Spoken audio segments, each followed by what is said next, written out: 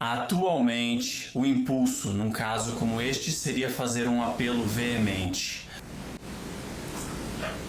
Mas eu não consigo igualar a eloquência das vítimas quando elas falaram na sexta-feira. E eu não consigo compreender a profundidade da perda deles. Então vou deixar isso com eles porque acho que eles abordaram isso perfeitamente. Mas eu quero falar sobre o Sr. Gray. A apresentação de provas pelo Estado deixou tudo claro. Que o objetivo final de todas as suas ações e seu motivo subjacente era ser famoso, não como nós adultos pensamos sobre fama, mas especificamente famoso e popular dentro dessa comunidade subcultural conhecida como TCC. Ele se identifica assim, e ele era um membro ativo. Um membro muito entusiasmado desse grupo.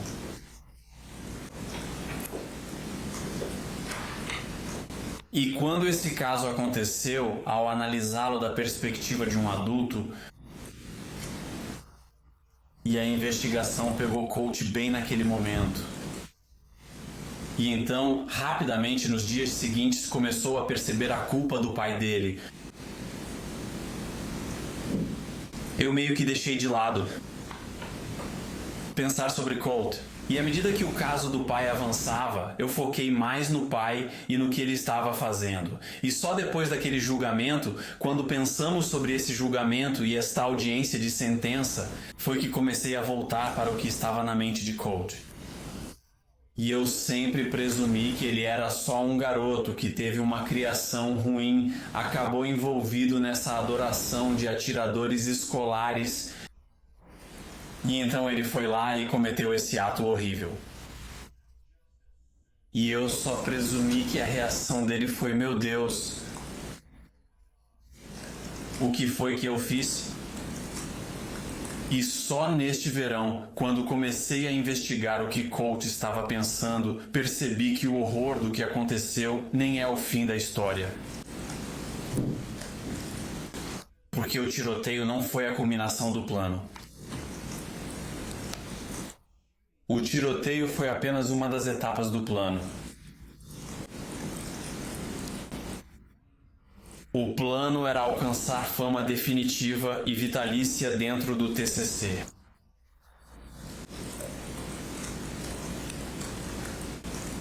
Ele tomou providências antes do tiroteio para deixar referências ocultas. Referências, no caso, antecipando. Hoje, antecipando essas coisas, nós estando aqui, divulgando-os ao público para manter a fama dele viva. Ele colocou símbolos e frases no rifle dele que estavam todos relacionados a coisas importantes para o TCC. Ele preparou o computador dele para parecer com o do Adam Lanza. Se você notar nessas fotos, Adam Lanza tinha várias chaves de fenda ao redor, posicionadas no centro do quarto, além de um disco rígido aberto. Exatamente como o do Adam Lanza, e não é coincidência porque você ouviu ele dizer isso na ligação da prisão. Espere até que as fotos da cena do crime do meu quarto RRB sejam divulgadas. Ele pensou nisso com antecedência. No dia em que ele comete o ataque a tiros, e ele supostamente estaria tão perdido em sua doença mental, ele tem presença de espírito suficiente para planejar isso, antecipando o dia no futuro em que isso seria divulgado. Ele envia as mesmas mensagens de texto minutos antes do tiroteio.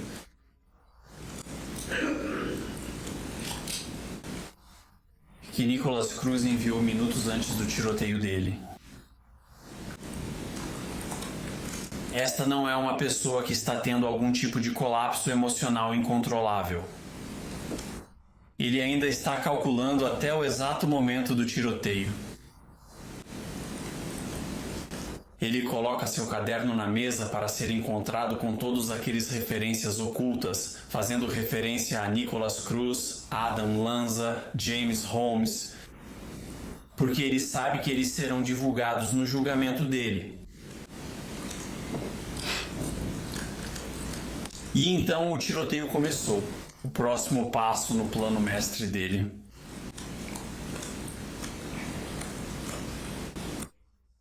Jason Smith o entrevistou menos de 1 hora após o tiroteio.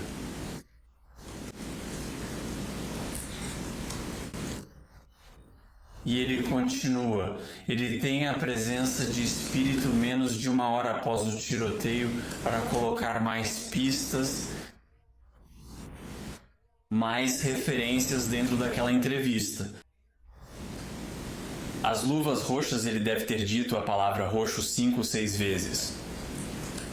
Faz referência a Kyle Rittenhouse, dizendo a eles que ligou para a central de atendimento, uma mentira descarada, e mais uma referência a James Holmes. Ele está dizendo isso enquanto dá mais passos em direção ao seu objetivo final de fama eterna. Após o tiroteio, ele imita a entrevista de Nick Cruz após a prisão. Eu ouço vozes. Eu apaguei. Essa não é uma pessoa que está tendo um colapso emocional. E percebe, meu Deus, o que foi que eu fiz? Esta é uma pessoa que está no meio do seu plano e ainda está levando esse plano adiante. Dentro de um mês, ele está espalhando a notícia através da mãe dele. Ele está querendo ver as postagens, se ele é popular ou não. Ele já enviou fotos para a Mandy divulgar. Já foram divulgadas. Ele está muito animado. E não se engane. Marcia é nojenta. E as ações dela são desprezíveis. Mas é ele quem está dizendo a ela o que fazer. É ele quem diz, abre o Tumblr, procura assassinos em massa no Reddit, liga pra Mandy, fala pra Mandy fazer isso, garante que isso aconteça. Eu sei que ela deveria ser responsável, mas é ele quem dirige tudo. No dia da audiência dele no tribunal, em maio de 2025, 9 meses após o tiroteio, ele entrou nesta sala de audiência para uma audiência onde o peso do que ele fez deveria recair sobre ele. E ele deveria refletir sobre sua reabilitação, sua sentença, o que vai acontecer comigo legalmente naquele dia. Mas o que ele faz naquela noite quando chega em casa? Ele volta para a internet, volta para o TCC, preocupado com o que aquelas pessoas do TCC pensam sobre o cabelo dele.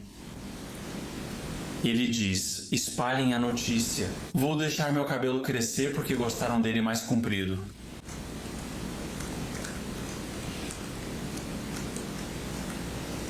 Ele teve uma infância difícil. Não estamos contestando isso. Mas a infância que ele teve e tentar dizer que isso teve algo a ver com o que ele fez é ofensivo.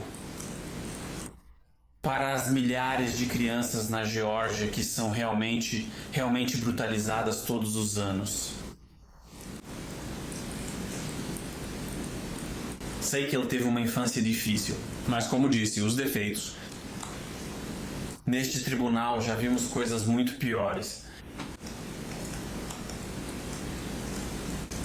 E ele é o único na história da Geórgia que já entrou numa escola pública com um fuzil de assalto e abriu fogo contra completos desconhecidos. Simplesmente para poder ser famoso.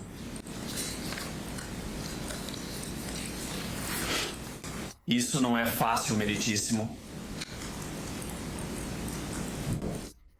Como pai de meninos,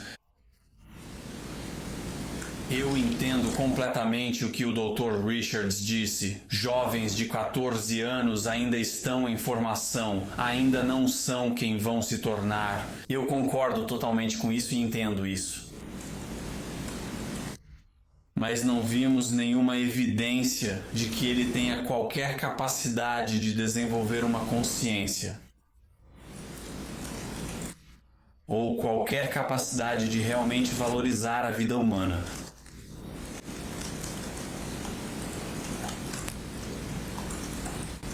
É como um tubarão em uma piscina. Não sei por que o tubarão é assim. Ele nasceu assim? Ele teve uma criação ruim. É instinto. Algo terrível. É realmente maligno. Eu não sei por que o tubarão é assim. Mas eu sei de uma coisa. Ele não pode estar na minha piscina. Coach Gray não pode viver em sociedade. E eu peço que o Senhor o condene à prisão perpétua sem nenhuma possibilidade. Obrigado, Sr. Allen.